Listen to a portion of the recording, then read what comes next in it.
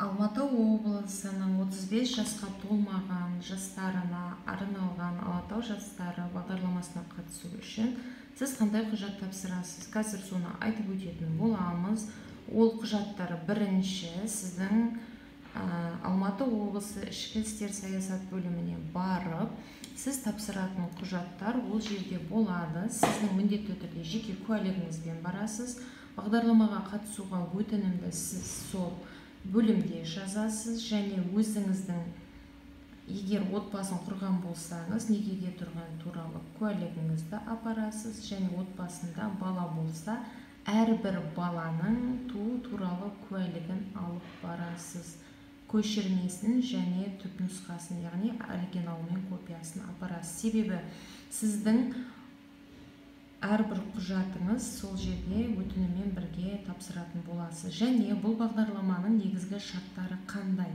Сіз Алматы облысында міндетті түрде 1 жыл көлемінде тұрақты тіркеуде, яғни пропискаңыз Алматы облысы болу керек және Алматы облысында пропискада кемінде 1 жыл тұрған болуыңыз керек және жасыңыз 35 жасқа толмаған болу керек.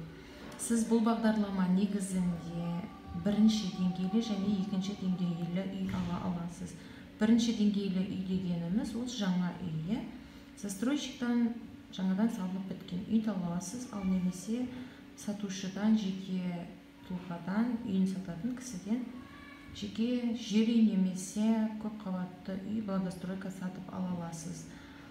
Егер сіз жаңа үй сатып алатын болсаңыз, бұл бағдарламадан шарттарынан өтіп, отбасы банктен өзіңіздің төлем қабілеттілігіңізді растай алсаңыз, сіз жаңа үйді тауып таңдасаңыз 10 миллион көлемінде, сіз онда бастапқы жарна құймайсыз, яғни отбасы банкке ешқандай ақша салмайсыз. Ал егер депозитке салынған ақшаңыз болса, ол сіздің ары қарайғы төлейтін несиеңізден минус етіледі. Және бұл бағдарламаның бір шарты 10 миллион теңге көлемінде үй табу керексіз. Ал егер сіз 15 миллион теңге көлемінде үй табатын болсаңыз, үстінегі 5 миллионды өзіңіз төлеу керек боласыз. Және барлық бағдарламада болатын бір шарт, ол мемлекет тарапынан болатын, сіздің жұбайыңыздың, жолдасыңыздың немесе отбасыңыздағы балаларыңыздың атында Қазақстан Республикасы бойынша ешқандай соңғы 5 жыл көлемінде жылжымайтын мүлік болмауы тиіс. Сіз апаратын құжаттар: төлі құжатыңыз, балаларыңыздың туу туралы куәлігі, некеге тұрғандығыңыз туралы куәлік және атыңызда және отбасы мүшелерінің атында үй жоқ деген YouGov.kz сайтынан алатын анықтама, отбасының әрбір мүшесіне аласыз және соңғы 1 жылдағы зейнетақы аударымдары туралы анықтама апарасыз. Тоже зейнетақы аударымдары туралы анықтаманы НФФ-тің жеке сайтынан алсаңыз болады, электронды цифрлы қолтаңба арқылы, немесе YouGov.kz сайтынан алсаңыз болады. Осы құжаттарды апарып, Алматы облысының ішкі істер саясат бөліміне құжатыңызды өтінім беріп, барлық құжаттардың көшірмесін, түпнұсқасын менен идентификация жасай отырып көшірмесін тапсырасыз. Және сіздің әр отбасы мүшесі, яғни баланың болуы, әрбір баланың және некеге тұрған жылдарыңыз, сіздің еңбек өтіліңіз және барлығы балы болып есептелінеді. Байқауға қатысып жатқандардың ішінен кімнің балы жоғары, ол міндетті түрде бірінші өтетін болады.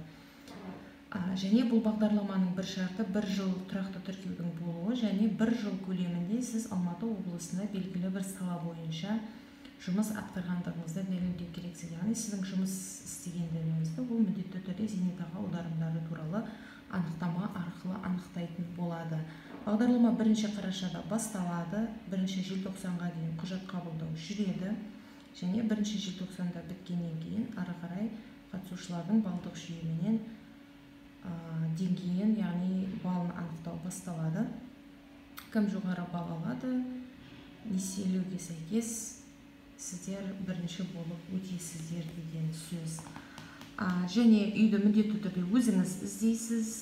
Жаңа айтып өткендей, жаңа үй аласыз ба, жоқ әлде жеке тұлғадан үй сатып аласыз ба, оның барлығын сіз өзіңіз, сізге берілген өзі күн бағдарламаға сәйкес бірінші сіздің нәтижесі шығады байқаудың, кім өтті, негізгі тізімге кімдер ілінді, сол кісілерге жолдама беріледі. Жолдама арқылы сіз отбасы банкке барып өзіңіздің төлем қабілеттілігіңізді растайсыз. Отбасы банктен төлем қабілеттілігіңізді растағаннан кейін сізге күнтізбелік күн аралығында уақыт беріледі. Осы күннің ішінде сіз үй тауып, яғни отбасы банктен құжаттары өтетін үйді тауып, сіз отбасы банктың менеджеріне байланысқа шығу керексіз. Ары қарайғы үйді тапқаннан кейін этаптар, ол өзі отбасы банктың қызметкерлерімен және сатып алу келісім шарты жасасумен, госрегистрация дейді, мемлекеттік тіркеуден өту арқылы ары қарай жалғасатын болады. Және де сіздің бұл бағдарламаға қатысудағы басты ерекшелік, ол несие негізі 5%-бен беріледі, және сіз тапқан үйіңізді 19 жылға несиеге ала аласыз. Егер сіздің отбасын құрған азаматтарда болып жатады, егер сіздің төлем қабілеттілігіңіз несиені жабуға жетпесеңіз, қасыңызға гарант алып келесіз. Осының барлығы бағдарлама